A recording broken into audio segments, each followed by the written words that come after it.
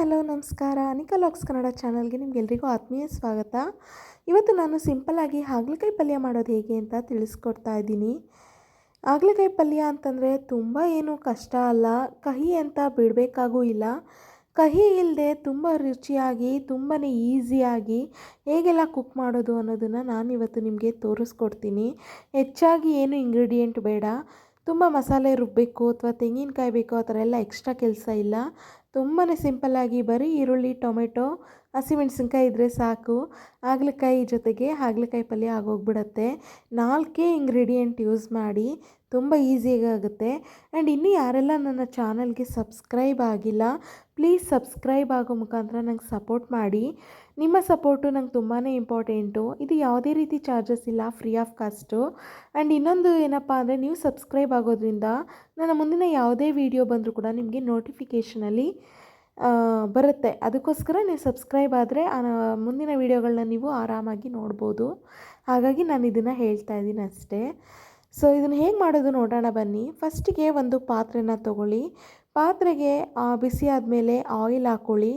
Oil ಕಾದ ಮೇಲೆ ಇದಕ್ಕೆ ನೀವು ಫಸ್ಟಿಗೆ ಕಟ್ ಮಾಡ್ಕೊಂಡಿರುವಂಥ ಹಸಿ ಮೆಣಸಿನ್ಕಾಯಿ ಹಾಗೆ ಈರುಳ್ಳಿನ ಸೇರಿಸ್ಕೊಳ್ಳಿ. ಎಣ್ಣೆ ಎಷ್ಟು ಬೇಕೋ ಅಷ್ಟು ನೋಡ್ಕೊಂಡು ಹಾಕ್ಕೊಳ್ಳಿ. ತುಂಬ ಜಾಸ್ತಿನೂ ಬೇಡ, ತುಂಬ ಕಡಿಮೆನೂ ಬೇಡ. ಡೈಟು ಆ ಥರ ಇರೋರೆಲ್ಲ ಆಯಿಲ್ನ ಕಡಿಮೆನೇ ಹಾಕ್ಕೊಳ್ಳಿ, ತುಂಬ ಜಾಸ್ತಿ ಬೇಡ.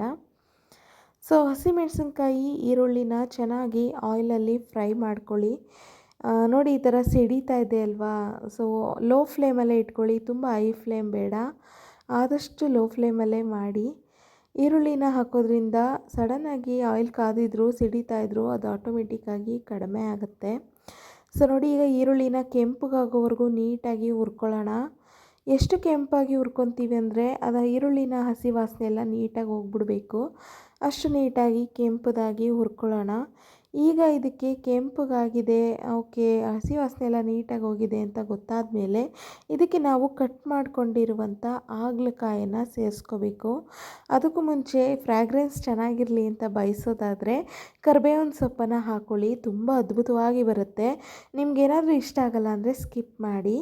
ಸೊ ನೋಡಿ, ಈ ಥರ ಕಟ್ ಮಾಡಿರುವಂಥ ಹಾಗಲಕಾಯನ್ನು ಸಣ್ಣ ಸಣ್ಣದಾಗಿ ಕಟ್ ಮಾಡ್ಕೊಂಡಿರೋದು ಈ ರೀತಿ ಮಿಕ್ಸ್ ಮಾಡ್ಕೊಳ್ಳಿ. ಸೊ ಚೆನ್ನಾಗಿ ಆಯಿಲಲ್ಲಿ ಹಾಗಲಕಾಯಿ ಪೂರ್ತಿಯಾಗಿ ಫ್ರೈ ಮಾಡಬೇಕು. ಆಯಿಲಲ್ಲಿ ಹಾಗಲಕಾಯಿ ಎಷ್ಟು ಫ್ರೈ ಆಗುತ್ತೋ ಅಷ್ಟು ನೀಟಾಗಿ ಕಹಿ ಹೋಗಿರುತ್ತೆ. ಸೊ ನೀಟಾಗಿ ಆಯಿಲಲ್ಲಿ ಫ್ರೈ ಮಾಡ್ಕೊಳ್ಳಿ.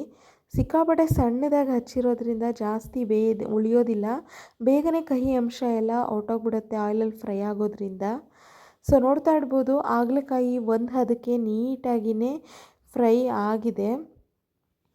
ಸೊ ಈಗ ಈ ಫ್ರೈ ಆಗಿರುವಂಥ ಹಾಗಲಕಾಯಿಗೆ ಮತ್ತೆ ತಳ ಹಿಡಿದ್ಬಿಡುತ್ತೆ ಅಥವಾ ಸೀದೋಗುತ್ತೆ ಅಂತ ಅನಿಸೋವರೆಗೂ ಫ್ರೈ ಮಾಡಿ. ಸೊ ಇನ್ನೇನು ಎಲ್ಲ ಫ್ರೈ ಆಗ್ತಾಯಿದೆ, ನೀಟಾಗಿ ಫ್ರೈ ಆಗಿದೆ ಅಂತ ನಿಮಗೆ ಗೊತ್ತಾದ ತಕ್ಷಣ ಸ್ವಲ್ಪ ಟೊಮೆಟೊನ ಹಾಕ್ಕೊಳ್ಳಿ. 2 ಟೊಮೆಟೊನ ನಾನು ಹಾಕ್ಕೊಂಡಿದ್ದೀನಿ. ಹುಳಿ ಅಂಶ ಇದ್ದರೆ ಚೆನ್ನಾಗಿರುತ್ತೆ, ಕಹಿ ಅಷ್ಟಾಗಿ ಬರಲ್ಲ. ಸೊ ನಿಮಗೂ ಇಷ್ಟ ಆಗುತ್ತೆ ಅಂದರೆ ಟೊಮೆಟೊನ ಜಾಸ್ತಿನೇ ಆ್ಯಡ್ ಮಾಡ್ಕೊಳ್ಳಿ.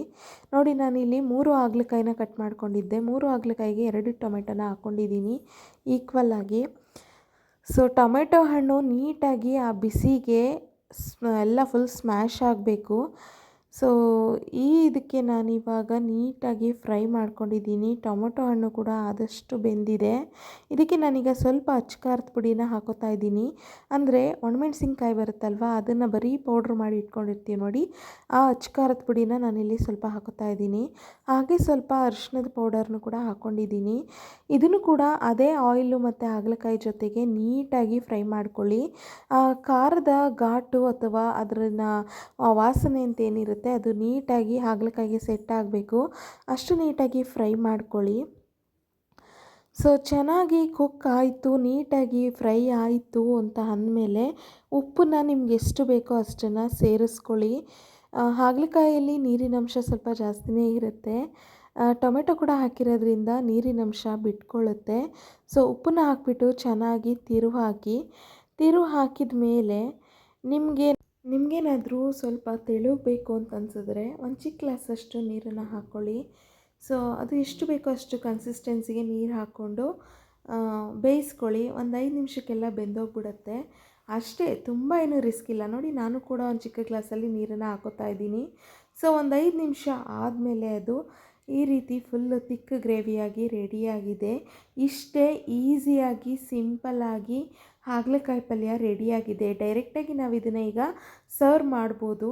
ನೋಡ್ತಾ ಇದ್ದೀರಾ, ನಾನು ನನ್ನ ಹಸ್ಬೆಂಡ್ಗೆ ಸರ್ವ್ ಮಾಡಿದ್ದೀನಿ. Thank you so much.